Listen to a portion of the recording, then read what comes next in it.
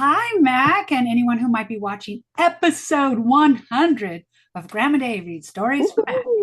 Woohoo. Yesterday for episode 99, we had a guest on the show. So now we have my mom. So I call her mom. My kids called her Nana. But now, since there's another layer, she's now Gigi. Stands for great grandma.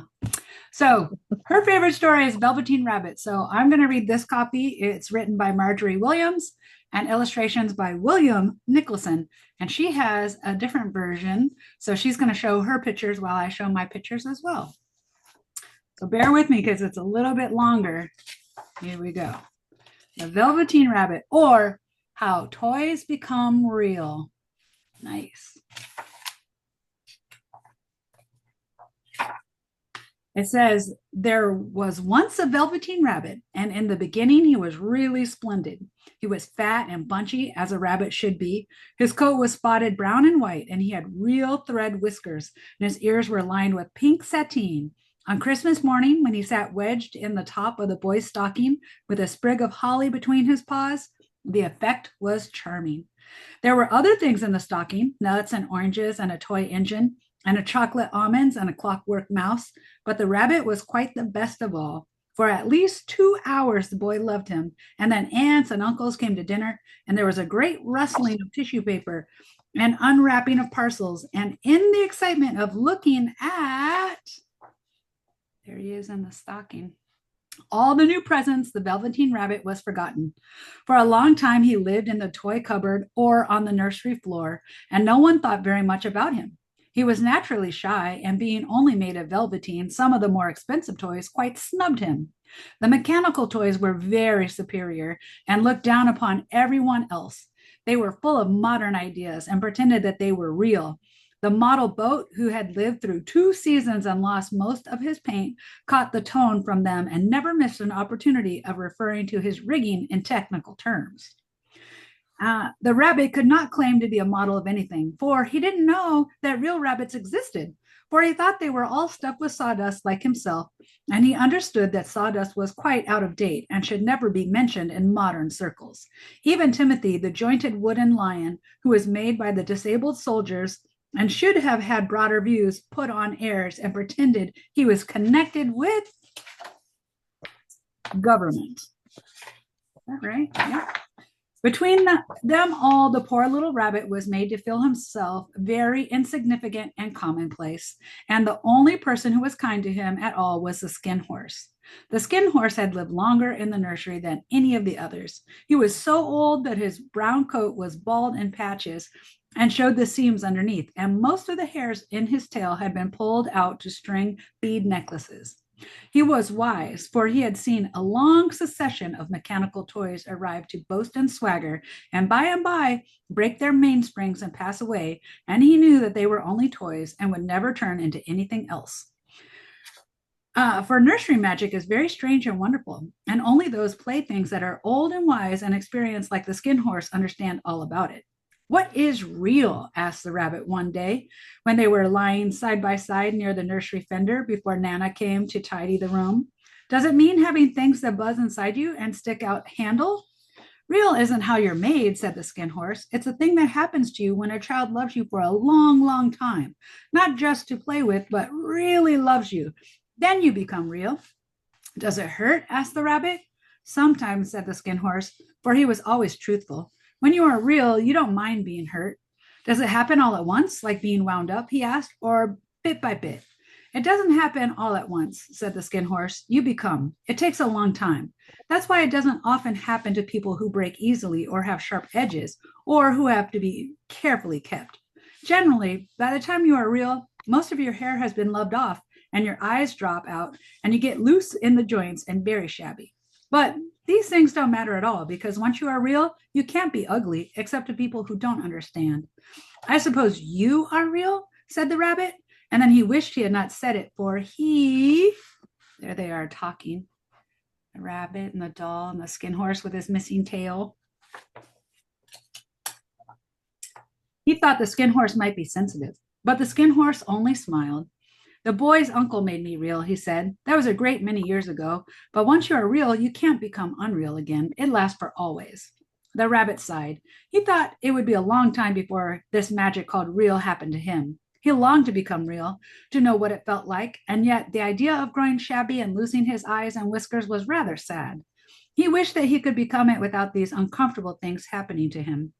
There was a person called Nana who ruled the nursery. Sometimes she took no notice of the playthings lying about, and sometimes, for no reason whatsoever, she went swooping about like a great wind and hustled them away in cupboards. She called this tidying up. And the playthings all hated it, especially the tin ones. The rabbit didn't mind it so much, for wherever he was thrown, he came down soft. One evening, when the boy was going to bed, he couldn't find the china dog that he always slept with him. Nana was in a hurry, and it was too much trouble to hunt for the china dog at bedtime. So she simply looked about her, and seeing the toy cupboard door stood open, she made a swoop. Here, she said, take your old bunny. He'll do to sleep with you. And she dragged the rabbit out by one ear and put him into the boy's arms. That night, and for many night after, the Velveteen rabbit slept in the boy's bed. At first, he found it rather uncomfortable, for the boy hugged him very tight, and sometimes he rolled over on him, and sometimes he pushed him so far under the pillow that the rabbit could scarcely breathe. And he missed, too, those long moonlight hours in the nursery when all the house was silent and his talks with the skin horse. But very soon he grew to like it, for the boy used to talk to him and made nice tunnels for him under the bedclothes that he said were like the burrows that real rabbits lived in. And they had splendid games together in whispers when Nana had gone away to her supper and left the night light burning on the mantelpiece. And when the boy dropped off to sleep, the rabbit would snuggle down close under his little warm chin and dream, with the boy's hands clasped close around him all night long. And so time went on, and the little rabbit was very happy, so happy that he never noticed how his beautiful velveteen fur was getting shabbier and shabbier, and his tail was becoming unsewn, and all the pink rubbed off his nose where the boy had kissed him. Spring came, and they had long days in the garden, for wherever the boy went, the rabbit went too. He had rides in the wheelbarrow and picnics on the grass, and lovely fairy huts built for him under the raspberry canes behind the flower border. And once, when the boy was called away suddenly to go out to tea, the rabbit was left out on the lawn until long after dusk, and Nana had to come and look for him with a candle because the boy couldn't go to sleep unless he was there. He was wet through with the dew and quite earthy from diving in the burrows the boy had made for him in the flower bed, and Nana grumbled as she rubbed him off with a corner of her apron. You must have your old bunny, she said. Fancy all that fuss for a toy. The boy sat up in bed and stretched out his hands. Give me my bunny, he said. You mustn't say that. He isn't a toy. He's real. When the little rabbit heard that, he was happy, for he knew that what the skin horse had said was true at last. The nursery magic had happened to him, and he was a toy no longer. He was real. The boy himself had said it. That night he was almost too happy to sleep, and so much love stirred in his little sawdust heart that it almost burst. And into his boot button eyes that had long ago lost their polish, there came a look of wisdom and beauty, so that even Nana noticed it next morning when she picked him up and said, I declare, if that old bunny hasn't got quite a knowing expression.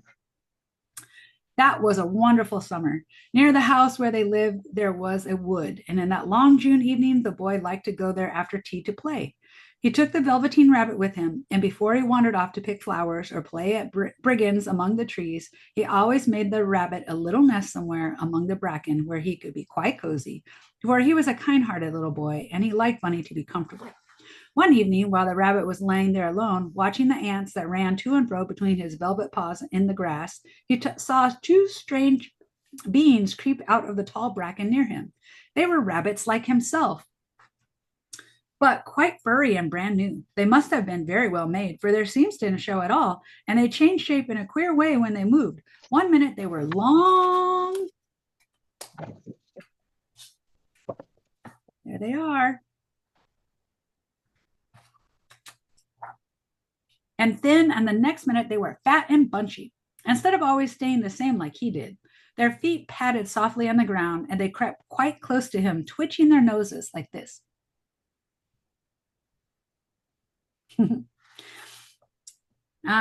While the rabbit stared hard to see which side of the clockwork stuck out, for he knew that people who jump generally have something to wind them up.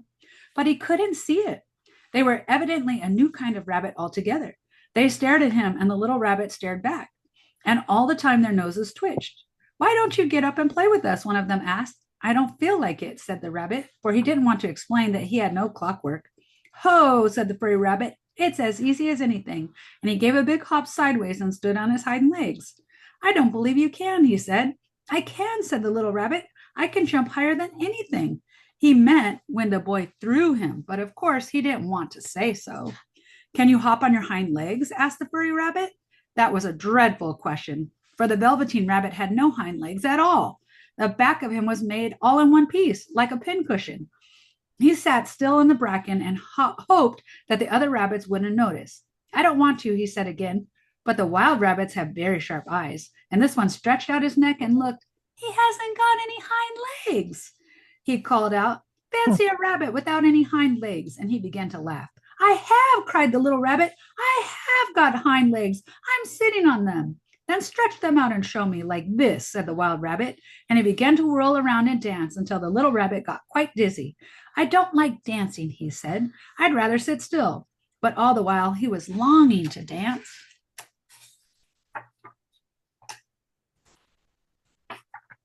For a funny new tickly feeling ran through him, and he felt he would give anything in the world to be able to jump about like those rabbits did. The strange rabbit stopped dancing and came quite close. He came so close this time that his long whiskers brushed the Velveteen rabbit's ear. Then he wrinkled his nose suddenly and flattened his ears and jumped backwards. He doesn't smell right, he exclaimed. He isn't a rabbit at all. He isn't real. I am real, said the little rabbit. I am real. The boy said so, and he nearly began to cry. Just then there were sounds of footsteps, and the boy ran past near them, and with a stamp of feet and a flash of white tails, the two strange rabbits disappeared. Come back and play with me, called the little rabbit. Oh, do come back. I know I am real. But there was no answer, only the little ants ran to and fro, and the bracken swayed gently where the two strangers had passed. The Velveteen rabbit was all alone. Oh dear, he thought. Why did they run away like that? Why couldn't they stop and talk to me? For a long time he lay very still, watching the bracken and hoping that they would come back, but they never returned, and presently the sun sank lower and the little white moss fluttered out, and the boy came and carried him home. Weeks passed, and the little rabbit grew very old and shabby, but the boy loved him just as much. He loved him so hard that he loved all his whiskers off, and the pink lining to his ears turned gray, and his brown spots faded. He even began to lose his shape, and he scarcely looked like a rabbit anymore, except to the boy. To him, he was always beautiful, and that was all that the little rabbit cared about. He didn't mind how he looked to other people because the nursery magic had made him real, and when you are real, shabbiness doesn't matter. Then one day the boy was ill. His face grew very flushed, and he talked in his sleep, and his little body was so hot that it burned the rabbit when he held him close. Strange people came and went in the nursery, and a light burned all night, and through it all the little Velveteen rabbit lay there, hidden from sight under the bedclothes, and he never stirred, for he was afraid that if they found him, someone might take him away, and he knew that the boy needed him. It was a long, weary time, for the boy was too ill to play, and the little rabbit found it rather dull with nothing to do all day long. But he snuggled down patiently and looked forward to the time when the boy should be well again, and they would go out to the garden amongst the flowers and the butterflies and play splendid games in the raspberry thicket like they used to.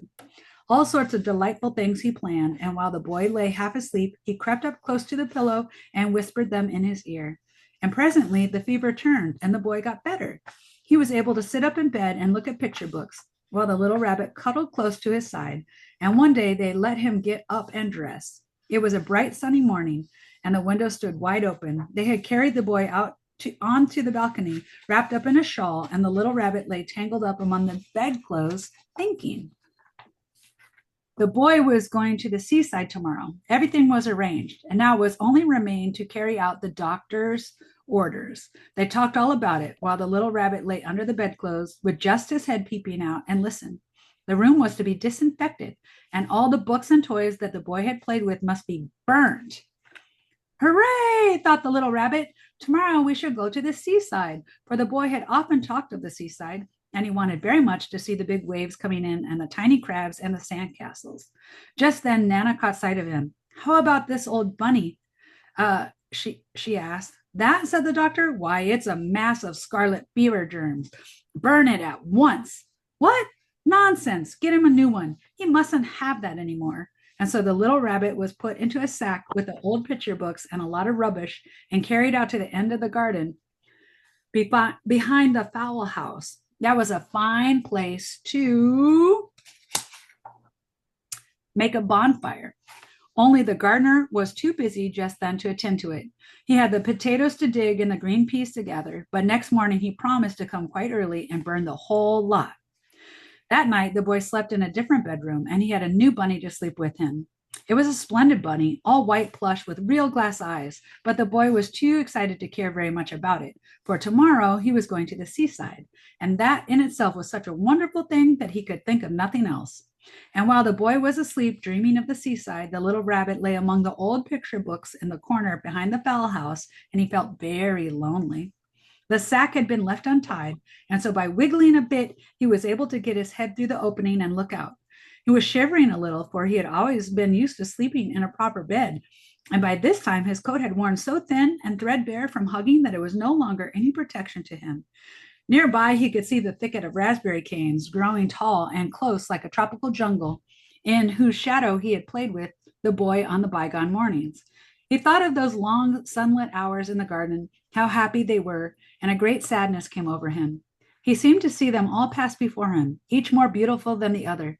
The fairy huts and the flower bed, the quiet evenings in the wood when he lay in the bracken and the little ants ran over his paws, and the wonderful day when he first knew that he was real.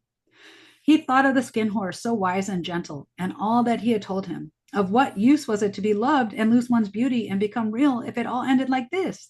And a tear, a real tear, trickled down his little shabby velvet nose and fell to the ground. Then a strange thing happened. For where the tear had fallen, a flower grew out of the ground, a mysterious flower, not at all like any that grew in the garden. It had a slender green leaves the color of emeralds, and in the center of the leaves a blossom like a golden cup. It was so beautiful that the little rabbit forgot to cry and just lay there watching it. Oh, look at that. And presently the blossom opened, and out of it there stepped a fairy. She was quite the loveliest fairy in the whole world. Her dress was of pearl and dewdrops, and there were flowers around her neck and in her hair, and her face was like the most perfect flower of all. And she came close to the little rabbit and gathered him up in her arms and kissed him on his velveteen nose that was all damp from crying. Little rabbit, she said, don't you know who I am? The rabbit looked up at her, and it seemed to him that he had seen her face before, but he couldn't think where. I'm the nursery magic fairy, she said. I take care of all the playthings that the children have loved. When they are old and worn out and the children don't need them anymore, then I come to take them away with me and turn them into real. Wasn't I real before? Asked the little rabbit. You were real to the boy, the fairy said, because he loved you. Now you should be real to everyone. And she held the little rabbit close in her arms and flew with him into the wood. It was light now, for the moon had risen. All the forest was beautiful, and the fronds of the bracken shone like frosted silver. In the open glade between the tree trunks, the wild rabbits danced with their shadows on the velvet grass. But when they saw the fairy, they all stopped dancing and stood around in a ring to stare at her. I've brought you a new playfellow, the fairy said. You must be very kind to him and teach him all he needs to know in Rabbit Land, for he's going to live with you forever and ever. And she kissed the little rabbit again and put him down on the grass. Run and play, little rabbit, she said. But the little rabbit sat quite still for a moment and never moved. For when he saw all the wild rabbits dancing around him, he suddenly remembered about his hind legs, and he didn't want them to see that he was made all in one piece. He did not know that when the fairy kissed him that last time, she had changed him altogether, and he might have sat there a long time, too shy to move, if just then something hadn't tickled his nose. And before he thought what he was doing, he lifted his hind toe to scratch it. And he found out that he actually had hind legs. Instead of dingy velveteen, he had brown fur, soft and shiny. His ears twitched by themselves, and his whiskers were so long that they brushed the grass. He gave one leap, and the joy of using those hind legs was so great that he went on springing about the turf on them, jumping sideways and whirling around as the others did. And he grew so excited that when at last he did stop to look for the fairy, she had gone. He was a real rabbit at last, at home with the other rabbits. Nice. There they are. At last, at last.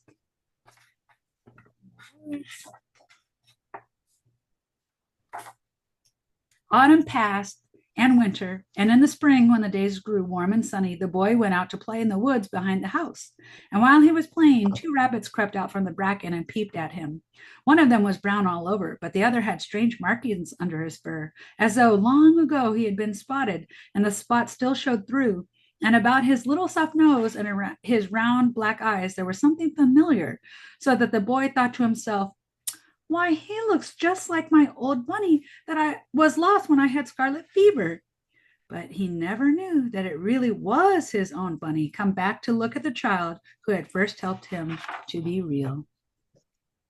The end. I'm going to get out of this Sweet one. bunny. I know. It's so sweet. And that, Mac, Yep. was Gigi's favorite story. I hope you liked it. And look at my cool shirt today. Together, we can Cool. get anything accomplished. Nice. Nice. All right. Well, Mom, it is, we're about to run out of time on the Zoom. So love you. Thanks for joining us for episode 100. Love you too. Bye. Bye. Bye.